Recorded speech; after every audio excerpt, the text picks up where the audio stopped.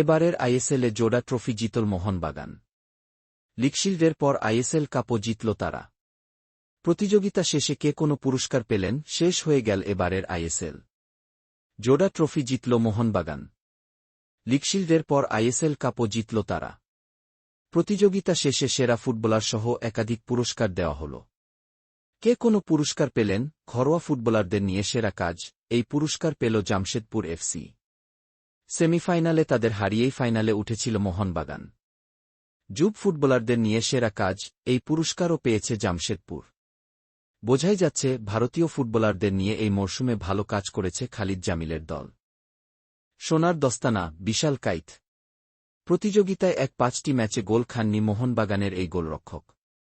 দলের জোড়া ট্রফি জয়ে তার ভূমিকা গুরুত্বপূর্ণ। সোনার বুট, আলাদিন আজেরাই। চলতি মরশুমে 2-3টি গোল করেছেন নর্থইস্ট ইউনাইটেডের এই ফুটবলার। আইএসএলের ইতিহাসে এক মরশুমে এত গোল কেউ করেননি। যদিও প্লেঅফ থেকেই বিদায় নিতে হয়েছে নর্থইস্টকে। সেরা নজরকাড়া ফুটবলার, ব্রাইসন ফের্নান্দেস।